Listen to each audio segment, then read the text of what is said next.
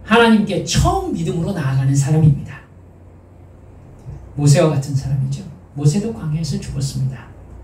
살아있는 동안 이곳이 광야이든 어떤 상황이든 하나님과의 관계가 회복된 광야의 삶을 살다가 죽겠다는 회복의 소망을 품은 신앙인 겁니다.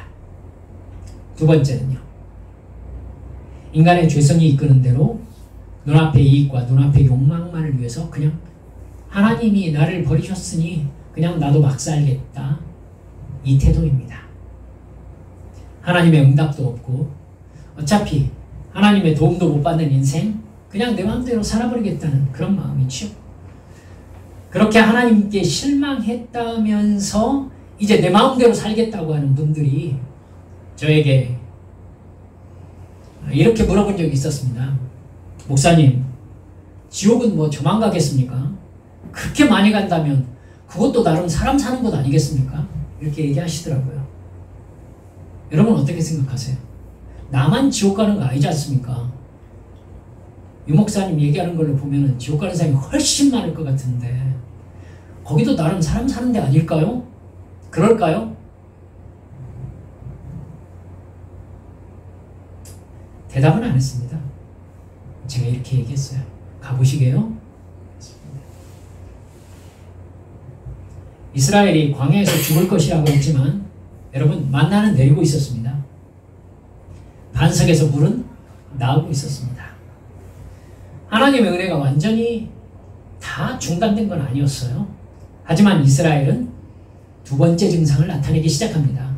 가나안으로 데려가지 않는 모세와 아론의 지도체제에 대해서 강력하게 반발하기 시작했어요.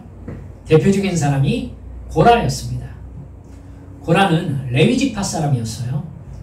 그를 중심으로 해서 르우벤 지파의 다단과 아비람과 온이 이스라엘 지도자들 250명과 함께 반역을 일으킨 것입니다.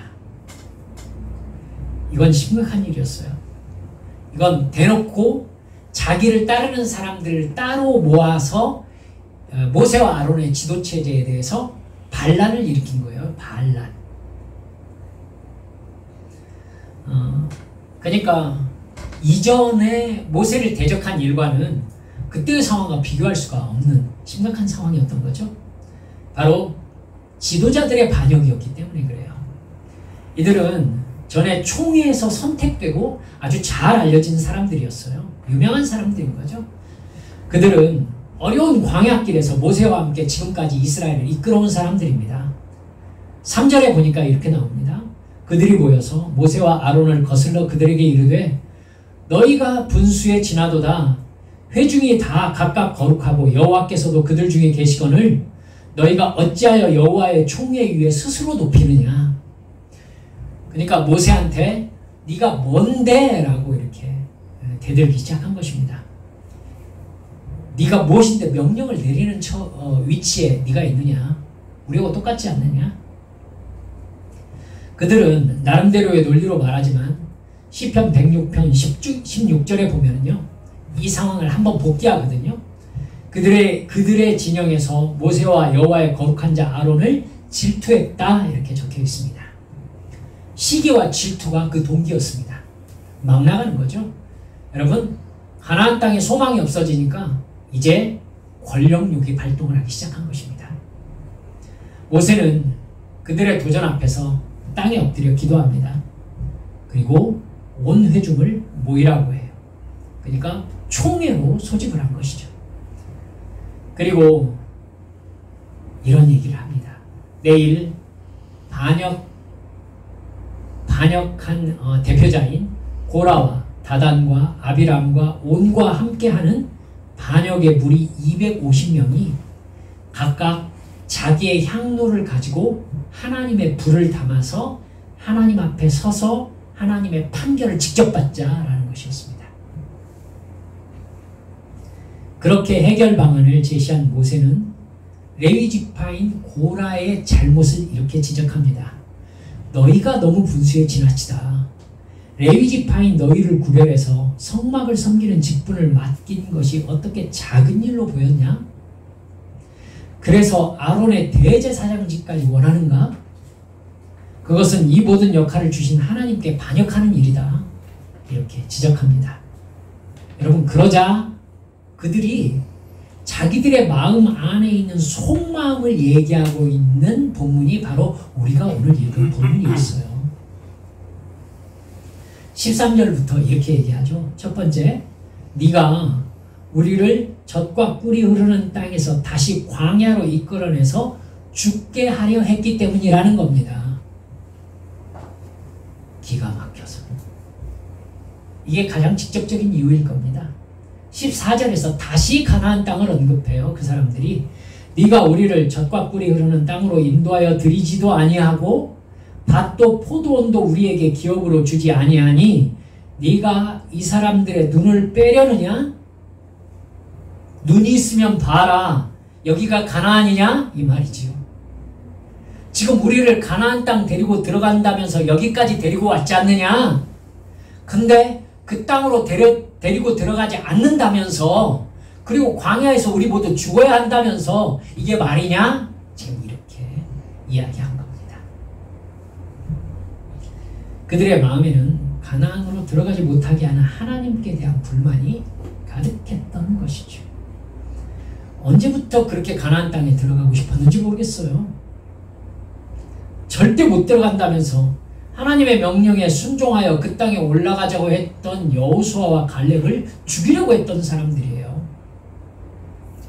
우리는 그 땅에 못 들어간다. 우리끼리 장관을 세우고 이집트로 돌아가자. 이렇게 얘기했던 사람들이라고요. 그 사람들이 가나안 땅에 들어가지 못하게 된 것에 대한 불만을 새삼 가진 겁니다. 어쩌자는 거죠. 그 불만이 하나님의 명령의 수행자, 즉 전달자 모세와 아론에게 쏠린 겁니다. 그 불만은 두 번째 13절에서 네가 스스로 우리의 왕이 되려 한다라는 불만으로 자라난 것입니다. 너를 보니 너 스스로 왕이 되어서 우리를 광야에서 죽게 만들려는 것 같은데 우리들은 그걸 두고 볼 수가 없다 이 말이죠. 결국 하나님의 통치 체계에 대한 반란은 하나님의 권위에 대한 거부와 불순종이었던 겁니다. 결과는 아주 안 좋았습니다.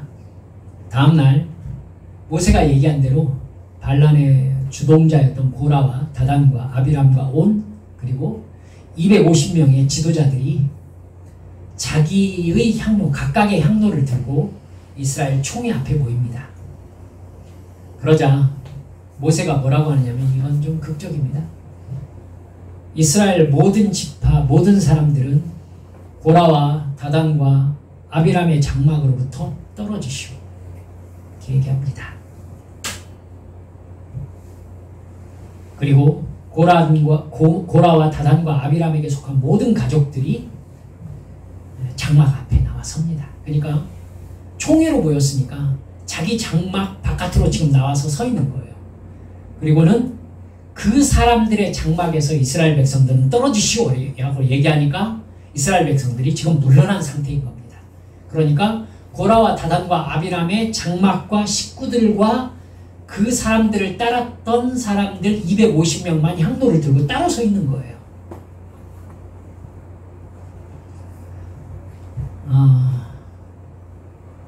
그리고 모세가 이렇게 얘기합니다.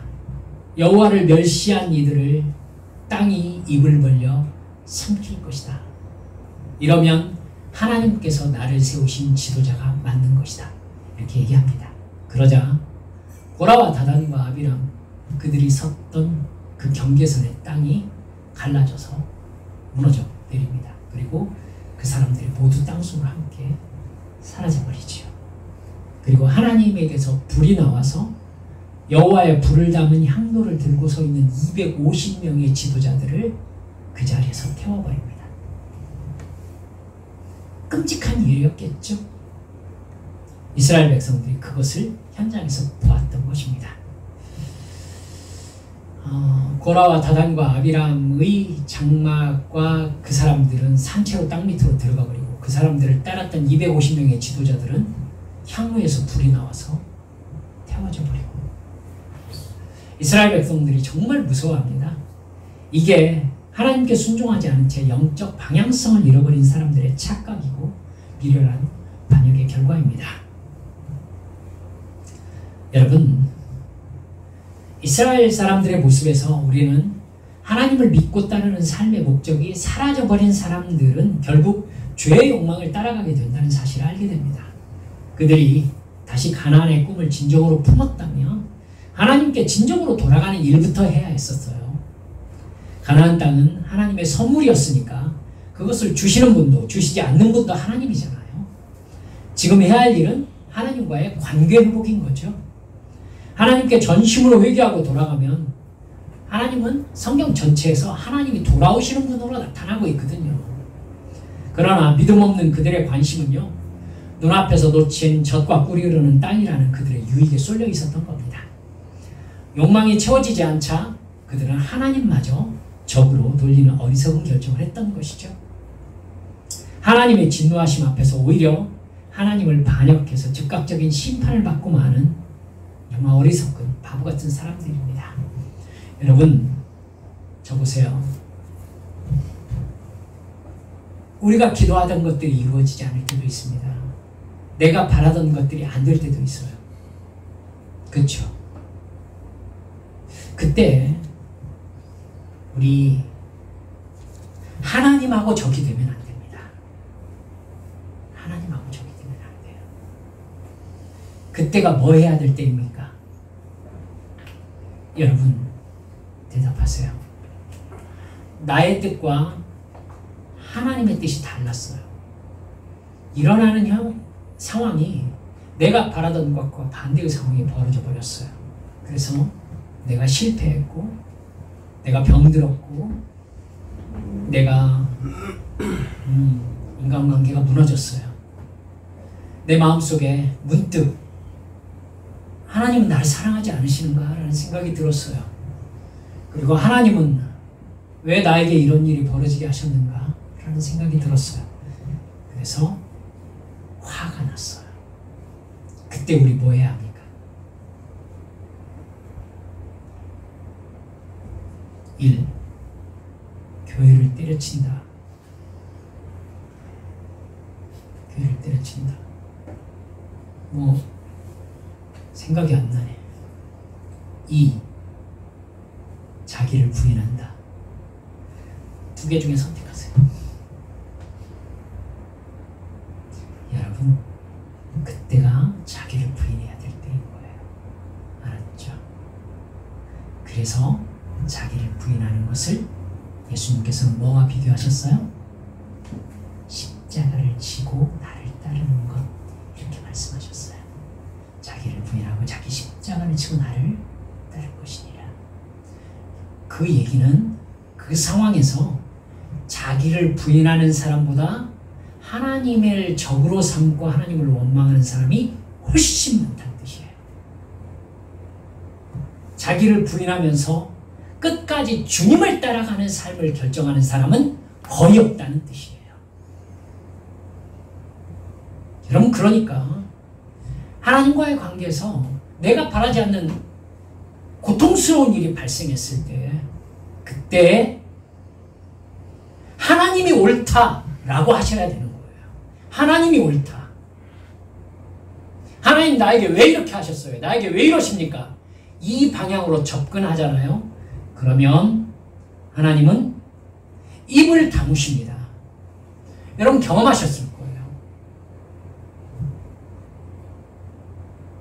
사랑하는 여러분, 욥이 하나님께 사랑을 받았습니까? 안 받았습니까?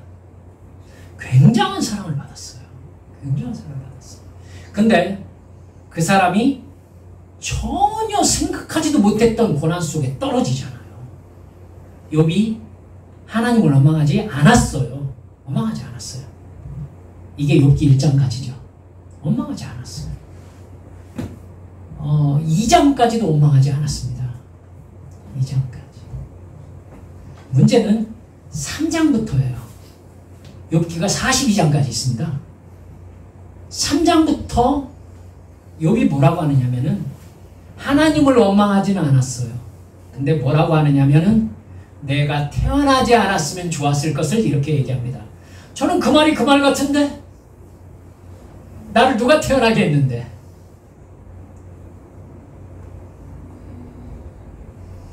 여러분 그래요. 욥이 그랬다고요. 그러니까 욥이 뒷부분으로 가면 뭐라고 하죠? 내가 하나님 앞에 서서 도대체 하나님이 왜 어째서 이 일을 하시는지를 내가 대답을 들어야 되겠다. 이렇게 얘기한다고요. 여러분 그때까지 하나님은 침묵하셨습니다. 한마디도 안 하셨어요. 친구들이 그렇게 얘기하고 그런 시간이 지날 때까지 한마디도 하지 않으셨어요. 그리고 하나님께서 마지막에 욥에게 뭐라고 하세요? 욥, 네가 누구냐라고 얘기하세요. 네가 누군데 나한테 말을 듣겠다는 거냐? 너 나하고 쌤쌤인가 보다? 이렇게 얘기하셨어요. 너 나하고 말이 그냥 너하고 나하고 그냥 말을 할 만한 위치로 생각하나 봐?